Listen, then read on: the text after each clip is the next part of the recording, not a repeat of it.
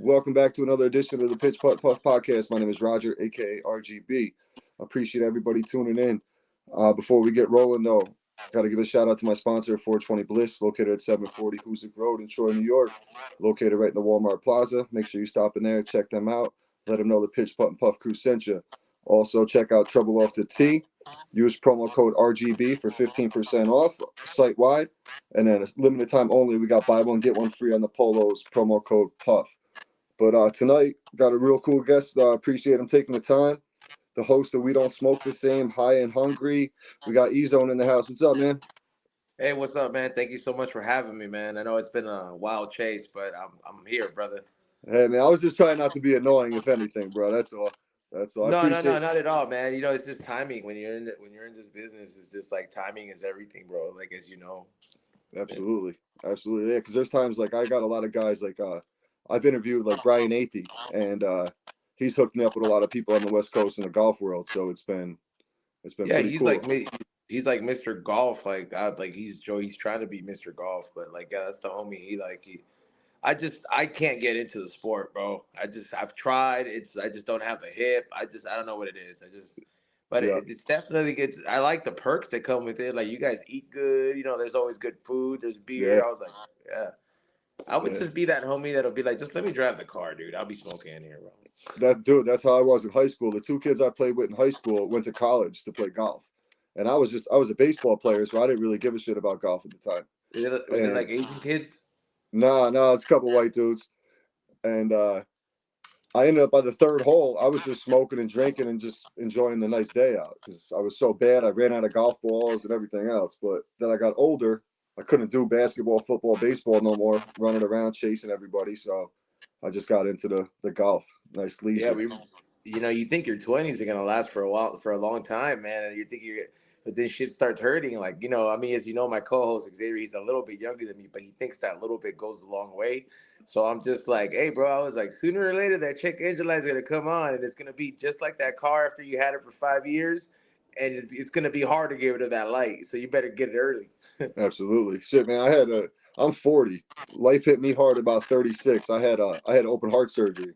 I had a bypass. Ooh, ooh. So I hear you guys talk about shit like that on the pod sometimes. And I'm like, damn, I just want to call in and be like, yo, life's too short, man. You got to appreciate everything you got and let it rock from there, man. Take Yeah, advantage of man. every opportunity. But I'm definitely, I'm a very emotionally invested person, bro. That's the reason I'm very reserved with a lot of people, man. Cause it's like whatever I'm involved in, bro. Like I'm passionate about it, bro. So it's like when shit goes wrong, bro. It's like I try not to be like such a volatile person, bro. But it's like fuck, man. When you're passionate about shit, you're just like fuck, man. It's all or nothing. that's it. That's it. That's kind of where I'm at right now with the podcast. Like I was telling XG when he was on, like you guys were kind of an influence to what I was trying to do. Excuse me. And you you guys were an influence to me because watching you guys, and I had to figure out an avenue in the golf world because there's a lot of golf podcasts, but there's not golf and weed podcasts. So I see what you guys are doing. You're out there hustling constantly. You got the High and Hungry, the We Don't Smoke the Same. You're working with Dr. Green Thumb. Like you're always doing something. And like I kind of said to myself too at the point, like, why not me? Like, why do like I put down the video games and boom, like that's literally I got motivated to like do shit and not You waste time. put you put down the video games, and I want to pick them up. You know what I mean? Like sometimes I feel like it's a lot to handle, man. But I mean, honestly, like it's crazy that you give me the perspective, letting me know that there's a weed audience in the golf world, bro. Because I honestly look at that as like not for nothing, man. Like just I've always looked at it as like, hey, man, that's just like a rich man sport, you know. Mm-hmm. And I was, and it's kind of like I look at like a rich man's drugs. I'm like, there's not that many of them I can get. You know what I mean? So it's just, so it's like I'd rather just not get involved. But I like now that you tell me that, it's like Brian was telling me the same thing. Mm-hmm. So the thing is now, in like the past 5 or 6 years, I'd say the golf game has really changed in the aspect of like it is the old white guy sport, but now it's starting to get a little bit more casual. You're getting like the YouTube golfers are starting to become more popular sometimes than the regular PGA Tour golfers. They're trying to become the Jake Pauls of the golf world.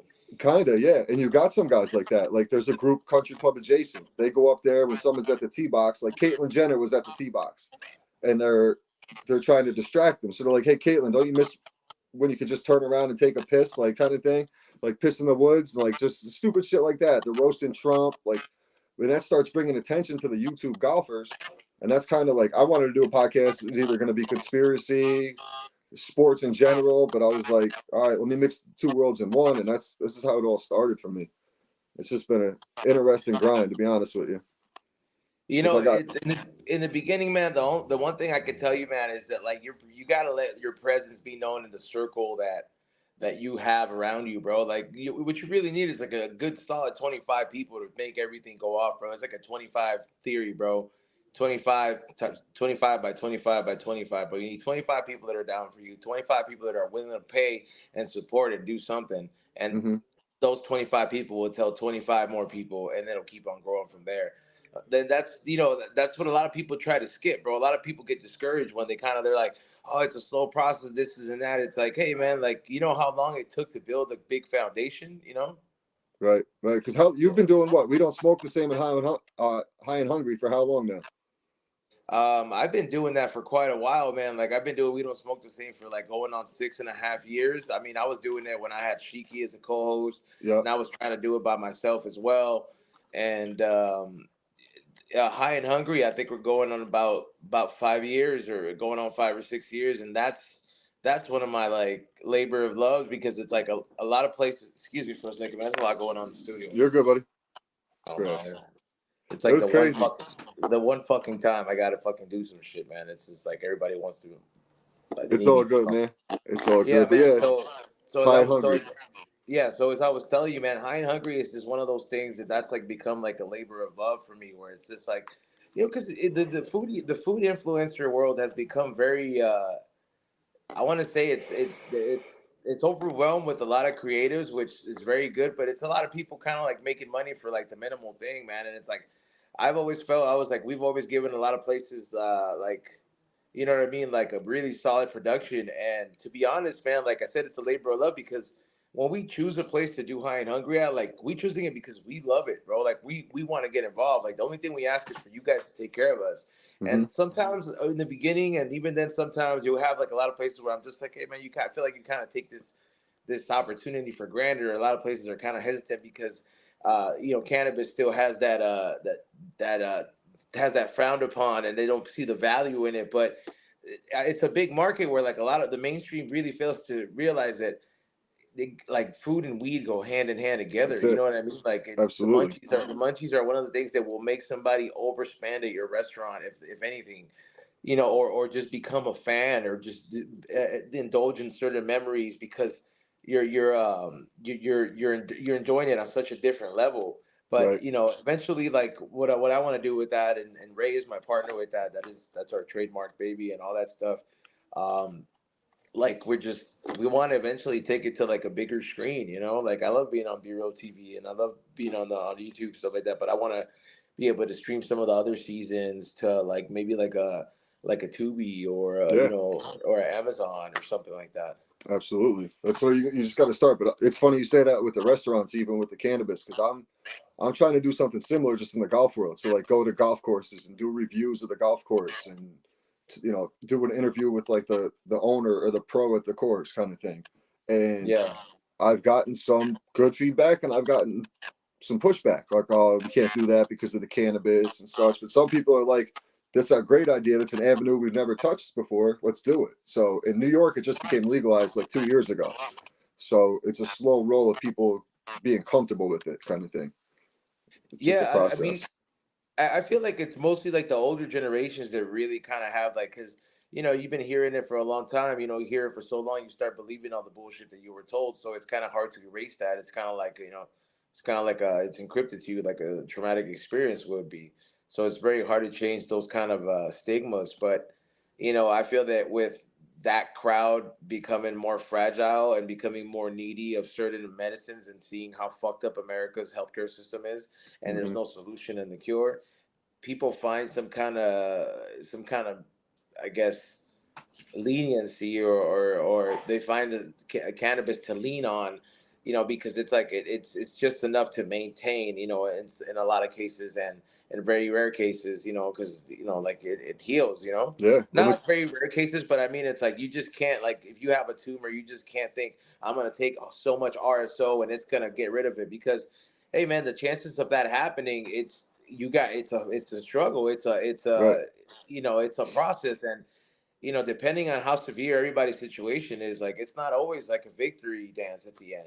That's right. So a So lot I of watched I watched your episode with Farmers are King, right? Live to Serve or whatever. I yeah, forget the guy. with brother Byrne, right? Yep, yep. So my Yeah. buddy, a good friend of mine's father's dealing with some cancer issues. Dude, this guy was never supposed to go back to work. He was never like supposed to like drive again, kind of thing. Like he was in real rough shape. Burn sent me a package. Started doing it. He went for his to his doctor's appointment. Like he had a huge tumor on his throat. They couldn't find it. They couldn't feel it. So they had to like wait to do a scan to see what's going on. So like I don't like, bro. I don't know And what. It's I, crazy. I'm very glad to hear that, bro. That makes me happy to hear that, man. And it's like we do a lot of dumb shit here on the show here, and we do talk about a lot of stupid shit. And some people might say it's like very offensive to an extent to some people because they don't know how to take jokes. Right. But like I love taking pride in those type of instances where we do have people that have found some kind of relief and something we've talked about, like for example, like my friend who's a dad dealing with his son having cancer and having to Yeah. deal with that. I know that he's not the only one out there, and he's been able to connect with other fathers out there. Brother Burns been able to help a lot of other people that are undergoing a lot of cancer treatment like that. And you know what I mean, even like even on the spiritual side, my godmother comes here all the time, and Mm-hmm. there's a lot of people that are in the chat room that have seek some kind of, they got spiritual questions and they found some kind of answers they were looking for. I don't Right. know what those answers may be, but I've heard those people hit me back and say, "Hey, thank you so much. I was going through like a rough patch, and I just, Yeah. I got my spiritual back adjusted, if you may say." Mm-hmm. Yeah. No, it's true. Like there is like, and it's not like even like some of the crazy guests you have on, like the animal dude you had on the one time. I learned Yeah. so much from that dude that I did not know before. And it's just you guys And bullshit and having a good time, but you learn shit too. because I guess when you smoke weed like so much, a lot of people are self-conscious with everything they do, because everything, people have such a stigma around it, so they kind of think, they're like, why am I going to try doing this, or why can't I do this? I feel like that's why the content that, like, at least like the content, speaking for myself, the content I try to make is, I'm just like, you guys know that I'm always stoned to like the highest level, and I'm Yeah. able to function 100%, and regardless of what people think, if I go stinking up a theater or not, you know what I mean? I'm still Yeah. out here documenting these things. I'm still out here doing my things and going through ups and downs and doing all that. You still smoking 18 to 20 a day? Uh not like not I want to say it's more like 15. There you go. Oh man, that's crazy. That's crazy. I'm probably about three at most. Mostly the nightcap. Um, what's it like working I with Be Real and all those guys in the studio? honestly, it's been probably one of the biggest like learning experiences in the positive way. It's kind of like having access to like a 24-hour teacher in a sense, bro, that has been through so much and can like kind of just, it's an all around teacher, bro. They can teach you about life, Hmm. you know what I mean, and they can teach you about the industry and teach you about other things as well. And at first it starts off as just like a job, but then it's like being here so much. You guys see I mean, a lot of you guys know that we kind of have like this father son relationship going on, and I'm blessed to have that, man, because like it's to having an OG like that always look out for you. Yep. or always try to steer you in the right direction, or try to let you know what he thinks is best for you. It's a great input to have, man. And it's smart too. Like it's on your part. You're you're smart enough to take that knowledge and not be like, oh fuck it, now I'm gonna do it my own way. You're taking that knowledge and doing the right thing with it, where a lot of people wouldn't do that. I mean, I listened to myself at a very young age, bro. So I learned a lot by mistakes, bro. And I was like, yeah, listening to yourself. Maybe try listening to somebody who's lived. You Yep, know, thankfully, absolutely. none of those mistakes were like detrimental or anything. Right. Or jeopardizing my freedom. Yep. Yep. Um, what's what I was just gonna say. So, how was Japan? You've been going. You went out to Japan twice. How was that trip? I loved it, bro. Like honestly,